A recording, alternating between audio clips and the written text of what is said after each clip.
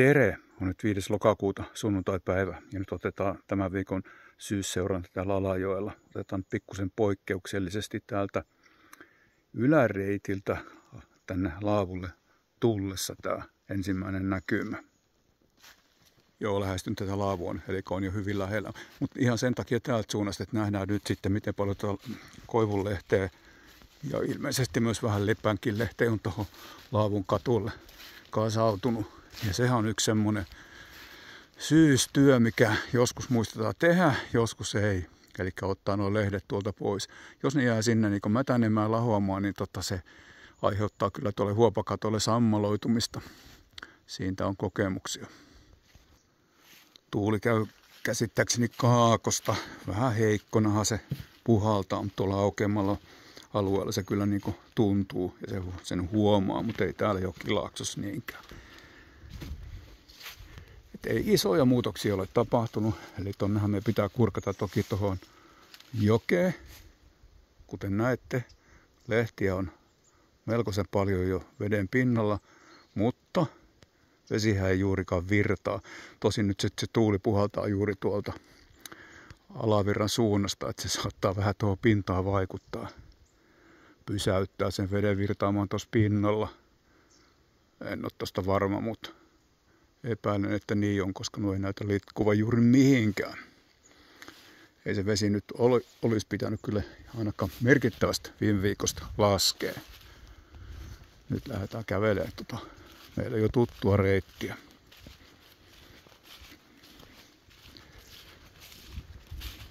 Vielä joku lintu visertää tuolla. Koina niitä punarintoja. Noista äänistä pystyy meikäläisen lintutuntemustaidoilla lajeja tunnistamaan kovinkaan monta. Ja taas vilkaisu tuohon sillan ja vedenpinnan väliin. Siinä on riittävästi, eikä runsaasti rakoa vielä. Eli tällähän nyt on oikeastaan aika isokin merkitys tuolla veden korkeudella tuon Terkjärven siltaurakkaa, mikä tuolla muutaman kilometrin päässä tuohon meidän kävelysuuntaan on. Jos vesi oikein tolkuttomasti nousee, niin se tulee haittaamaan sitä sillan rakentamista. Mutta näillä näkyminhän olosuhteet on mitään mainioimmat. Ja ennustettavissa nyt ei mitään suurta veden kohoamista ole. Suuria sateita nyt ei ainakaan vielä toistaiseksi ole ennustettu. Mutta ainahan syksyisin sataa. Sehän nyt on voisi sanoa olevan varma. Vihreitä täällä on vielä vaikka kuinka paljon. Ja jokuhan vielä kasvi saattaa jopa kukkia. En tiedä kukkiiko täällä jokivarressa. Aika monet on muodostunut siemeniä.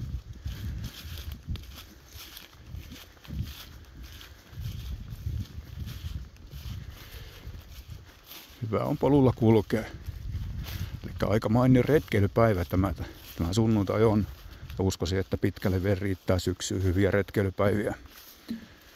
Ei muuta kuin tänne Alajokireitille tai sitten jonnekin muulle luontoreitille.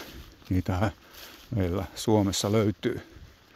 Täällä Etelä-Karjalassa, Lappeenrannassa tietenkin tarkemmin, missä nytkin ollaan. Mutta myös kaikkialla muualla Suomessa niitä on. Suomen luontohan on varsin monipuolista, että tämä reitti on tällainen. Sitten taas joku toinen reitti on aivan erilainen. Ja sehän se antaa meille hienoutta tähän luontoretkeilyyn. Siis ne hirvikärpäset, jos niitä joku vielä pelkää, niin hei, unohtakaa ne. Niitä nyt ei tänä vuonna enää ainakaan näissä maisemissa kohtaa. Ja hirvijahti muuten tällä alueella alkaa sitten viikon kuluttua lauantaina 11. päivä. Sitten saattaa kohdata pientä möykkää ja jopa kuuluu laukauksia tuolta maastosta, jos siellä hirviä kaadetaan. Ja ajoketjusta lähtee sitä huutoa ja mahdollista kalketta ja jopa torven soittua. Nyt ollaan kävelty tämä jokirantaosuus. Ei se mitään erikoista tarjonnut. Ei suurta muutosta edelliseen videon pätkää samalta reitiltä. Ja saavumme taas tuohon mäkeen, eli se on sitten kuvauksessa pausen paikka. turvallisuuden takia. Jatkuu, kun päästään vähän korkeammalla tuonne. Otetaan tässä mäen puolivälissä pieni pysähdys ja katsotaan tätä kelokuusten suurta määrää. Jokunen on vielä pystyssä, mutta valtaosa niistä jo alkaa olla maassa. Eli lahopuuta muodostuu runsaimmitoin. Pientä mainosta myötävirtaa tapahtumista. Tulevana viikonloppuna, muistaakseni se lauantai oli, Simolan Alakosken laavulla vietetään laavujen yötä. Tällainen pienmuotoinen tulittelutapahtuma. Siellä palaa nuotiotuli ja siellä on ainakin lapsille järjestetty pientä ohjelmaa. Tai tullaan järjestämään, mutta toki myös aikuisilla siinä samalla nuotio ääressä tunnelmointia ja jutustelua. Se on kello 18-22. Ilmoitettu toi aika ainakin toistaiseksi vielä näissä epävirallisissa tiedotteissa. Mutta kyllä tuo päivämäärä kannattaa painaa mieleen ja paikka. Simolan Alakosken laavu.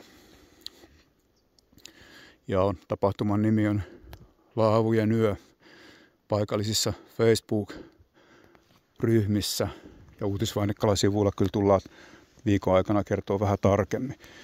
Tuosta on nyt hävinnyt sitten se kaatuneen puun mukana maahan tullut varpuspöllön pönttö. Sitä on nyt raahattu vähän tänne tulevaa sijoituspaikkaansa kohti, mutta perille ei ole vielä sitä saatu, koska se painaa aivan mahtavasti. Että pientä ongelmaa. Mutta hei, nyt me lopetetaan, tai ollaan lopettamassa tämä video, katsotaan mistä se löytyy se pönttö, mihin asti se on jaksanut kävellä. Ja mistä se sitten tulee jatkamaan matkaa sinne tulevaan sijoituspaikkaansa, mitä ei ole vielä tarkkaan määritelty. Mutta aika tämä kiva polku kulkee juuri tässä.